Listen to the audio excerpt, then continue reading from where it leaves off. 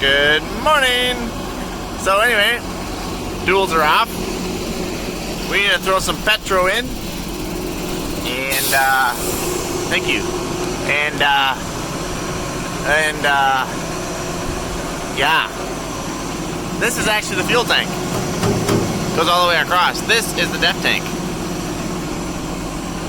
So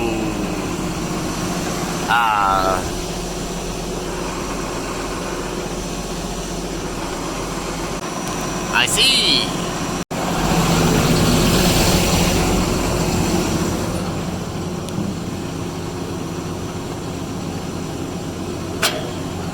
Well, this isn't too handy.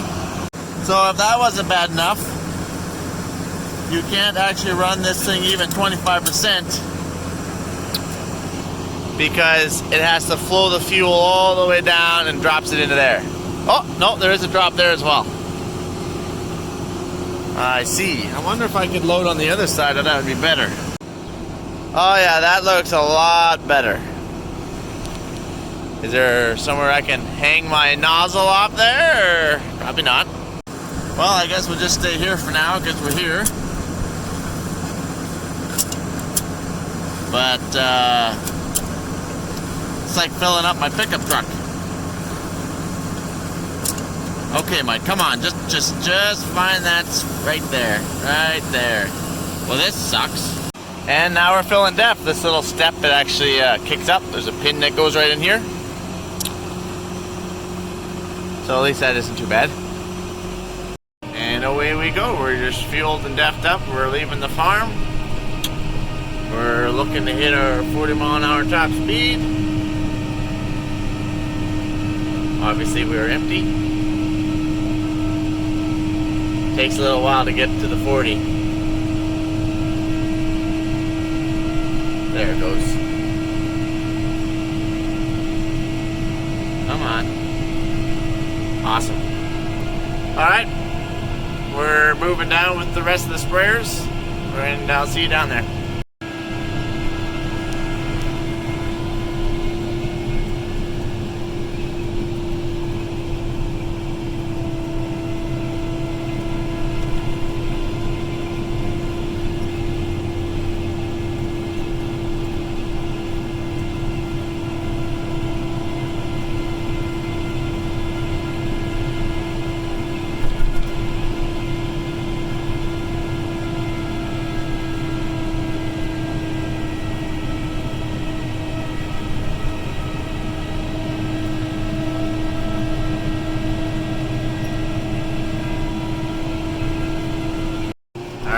And we have arrived. Actually, we've arrived at a loading station. So many of you guys have wondered, do we not send water trucks out to follow all the sprayers around? Well, yes we do, but not as often as you would think, because we actually have these loading stations spread all over the country. And this one, for example, has 6,000 gallon tanks. And so normally we'll bring a semi-trailer down here. Hold on, let me get parked. So anyway, yeah, so we actually have these load stations set up. And so this particular one is about 36,000 gallons. It will service around 7,500 acres right in the surrounding area. All right close, like land, like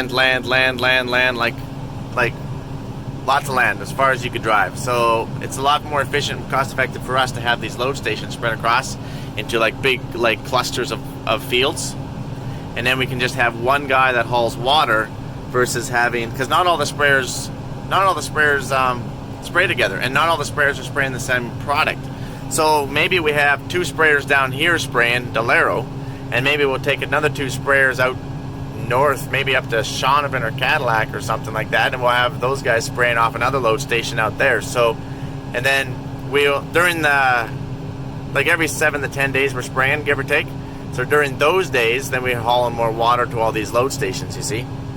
That sure beats the guy sitting on edges of roads. Roads they can't even get down because they could be underwater, they could be just dirt trails, they're not Super Bee friendly, or just the turnaround time. So say we're just going to load off this truck, pretend those tanks aren't there, we're just going to load off this truck. Well, you would better hope you're going to have a Super Bee truck coming down here pretty quick to nurse these, because after two, three sprayers fill, this truck's going to be pretty much empty. And on some of our land, it's up to 4-hour turnaround time. So it takes a long time to get another truck of water down here. And yes, we're loading out of those big steel tanks, so the bulkhead pressure is really pushing it on, but it's got to go a long ways. We don't like driving our trucks past like 60, 70K down the grid roads. Don't want to beat them all up with rocks. So yeah, the load stations, we have followed sprayers around literally right to the field, loaded off the field. The sprayer doesn't even boom up. It's just like that. We've done all that too, and we still do that. But we had all these tanks kicking around. This is far more cost effective for us. How did we get all these tanks? Well, remember we switched out of liquid fertilizer into granular fertilizer, so we had like, I don't know, like a ridiculous number of these tanks kicking around. So we didn't have to buy them. We just had to move them. Easy peasy, life is breezy. Let's get loaded. Let's get spraying. All right, chemicals in. We're just topping up with some water. You guys see that level out there? It's right around that 1,000. Pretty hard to see. I see it. Not really. I'm not sure about this whole follow the tank here. All right, we just loaded. We're just turning on the road there. The other two cases are 4440s are loading, and I'm just gonna go to this field right here. I don't like having to wait for this thing all the time. Come on.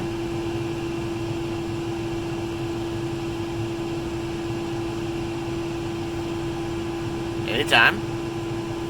I guess I am rolling backwards a little bit. That could cause a bit of a problem. I just want to go spraying. Shift my dang gears. There we go. Now we're rocking. Yeah, I don't see that ever giving trouble. Okay, we're just gonna hit the boom out button. It's gonna lift them out. And out they go.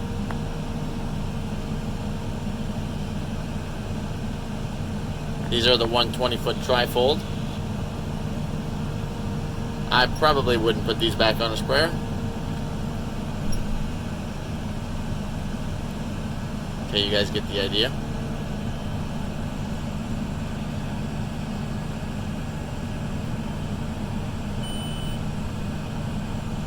Awesome. So, what do you gotta do when you don't have the Road Gator's recirculating booms and recovery system?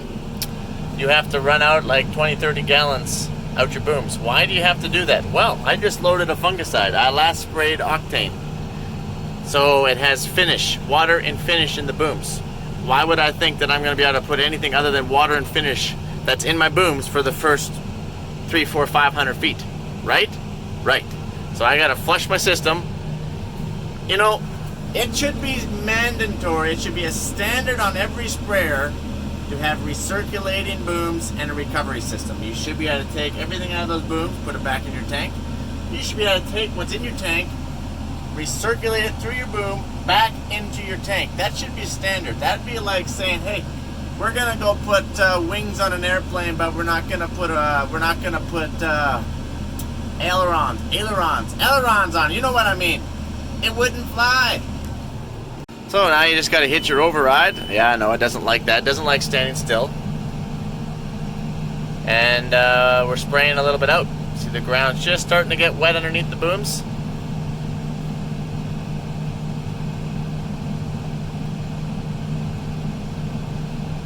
Yes, this is a bit time consuming. So we've put through, oh yeah, I know it doesn't like this. So we've put through about 20 gallons. See how it's turning white there? So once it's turning white there, you can shut your center sections off. You have fungicide there. You just got to get it out to your ends. Yep. See, there's white there. It's pretty hard for you guys to see that, but it's still clear out over there. There we go. We ran just about 40 gallons through. You can see the white Bravo and Delero that we have kicking out over there. Now, why did I do that on the road? Because I don't want to spray that on my crop because maybe we didn't quite get the tank fully clean. You never start by a road. You always want to go start by a corner somewhere, because if you didn't fully get the tank and booms super cleaned out, you're going to do a little damage to your crop. It's going to hurt it. Might turn it yellow. Might even kill it for a little bit, depending on how bad it was. So hopefully we don't do that. And no, we don't do that too often. But reality is that does happen. And so you want to do this on the road So that way, if you did have any residual in your booms, you're not actually going to kill your crop. Because otherwise, it's just water, right? Water and finish. Finish is like an ammonia type stuff that you put in there. I think finish is more for oil-based. I can't remember. And all clear is more of a soapy. It's more for granular. Or I could have them reversed. I can't remember. So I use both. We use both. We throw them both in the tank. So yeah, we are primed. We are ready to rock and roll. And let's go spraying.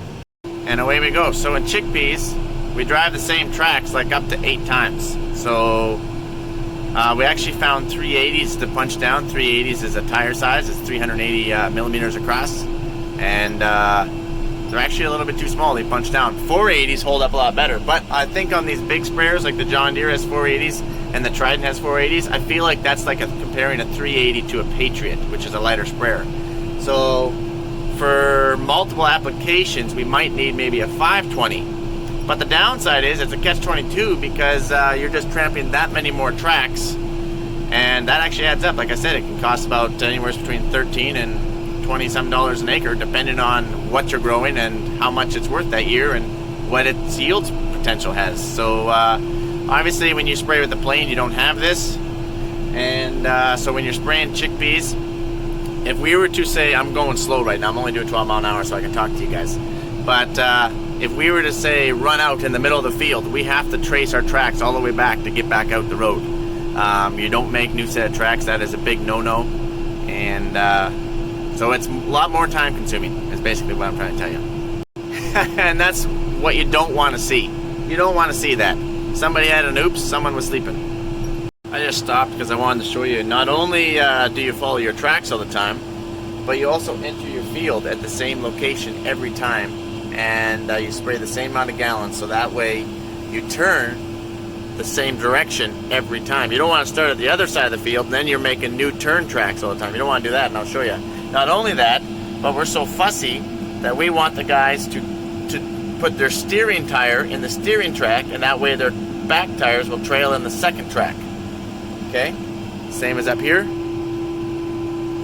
Every little chickpea counts.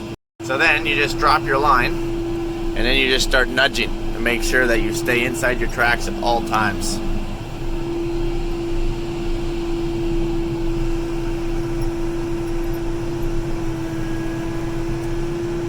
Now, I don't like the Pro 700. You guys know that. I'm not a fan of it whatsoever, and I definitely do not like the auto steering gauge. All of our Patriots, we've wired the auto steering gauge into the foam marker button, so that way all you got to do is turn it and bing. Now a lot of them are wired in like that, but yeah. And then when you get in your tracks, you start playing with the nudge buttons, so that way you can stay in your tracks at all times, because not all GPSs are the same. This one's actually, I believe, is only running laws, and that's not very good when it comes to the farming realm. So every time you turn, it doesn't matter whether you have RTK or whatever you might have, you always just go into your nudge, go like this. Oh, well, when you hit your nudge, when you're not actually guiding, you can hit set, and it just recenters your line every time. So you're recentering your line every pass, just to be sure.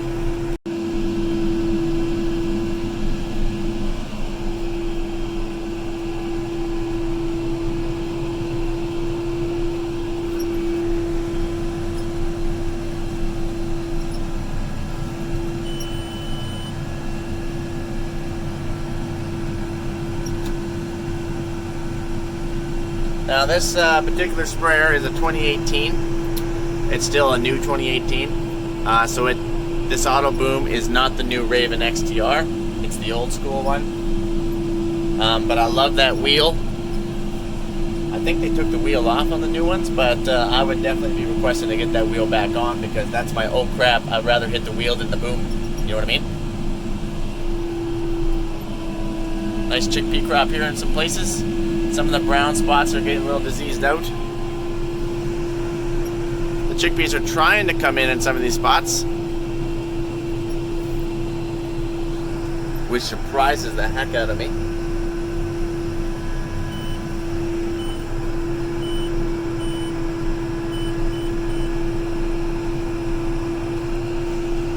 go. You just turn the corner, you get yourself all lined up. Hit set. Oh, not when it's doing that. Do this again, you hit set. There we go. We're centered. Auto steer engage is this button. Used to be the old foam marker buttons. And we're rocking.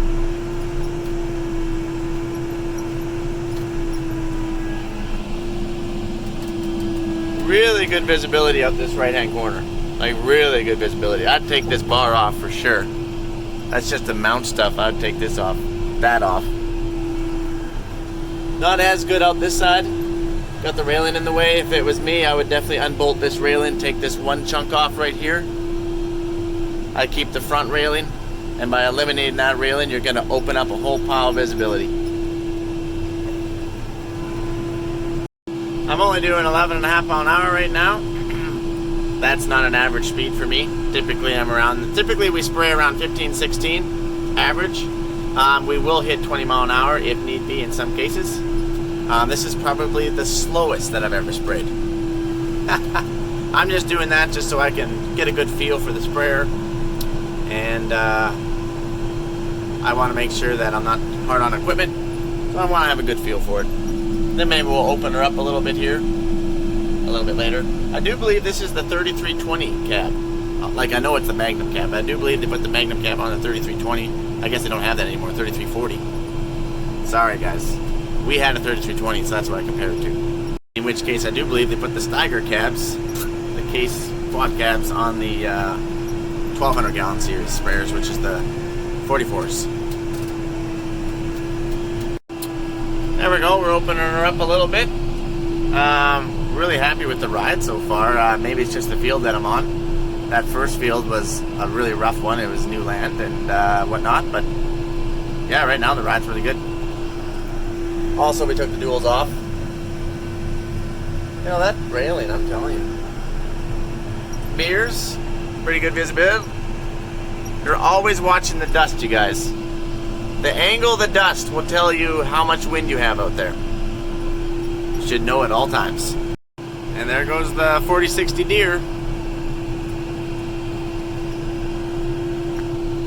We're almost to the point that we're going to start demoing combines. We're almost out of the sprayer realm here. Well, maybe it's because we're all getting sick of spraying. That could be. We've only done it all summer long. You know, I don't know if I'm ever going to get on that Deere. I would sure love to. Man, the cab in that thing is like a Cadillac. I know they only use one cab for everything, but they done good. They done good. Brian's gonna pop over here for to take over. I've only done 2 loads, you guys. This is only my second load. Just about empty with my second load. Another evaluation that I feel is I don't know if it turns quite as sharp as a Patriot. I could be wrong, but I don't know if it quite turns quite as sharp. Oh, and best feature on this sprayer is that gigantic air horn. Alright, we reloaded. Brian is now on the unit. What do you think, Brian? His first 30 seconds, so he can't even judge. Well, I guess we better go for a ride. Try not to dump me off.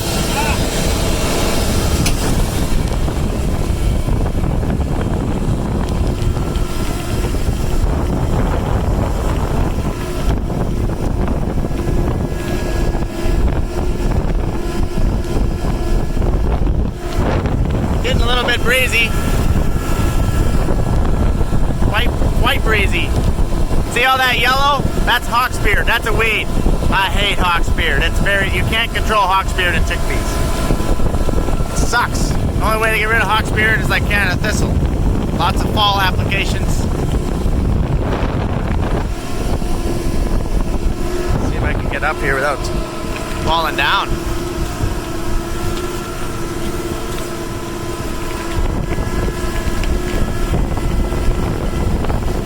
Kind of looks a little funky with its duals off, eh?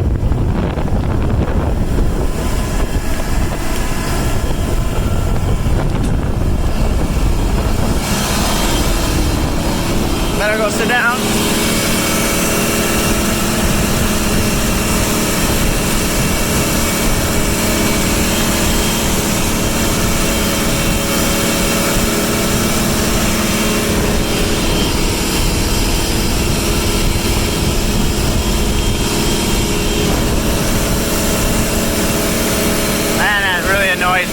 Holy cow. It's probably the worst field I've seen.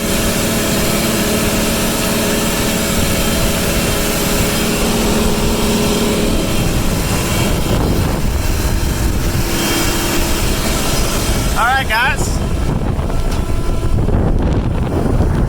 Of course, you know, you can't ride on a sprayer without being on the tank.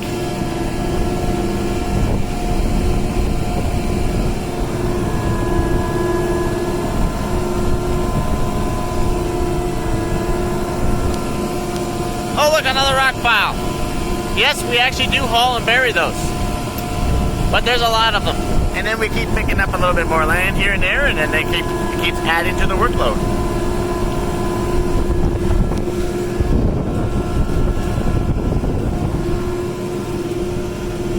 You know, I think I could probably get back there. If I was just to shimmy down this tank, and I'm pretty sure I could walk that. Oh yeah! Second thought, I thought I'd come over here and stand on the fuel tank for a little while. Don't worry, I'm holding a light. What's the worst that could happen? I think I can get down to that axle. Alright guys, thanks for following me around. I'm out of here.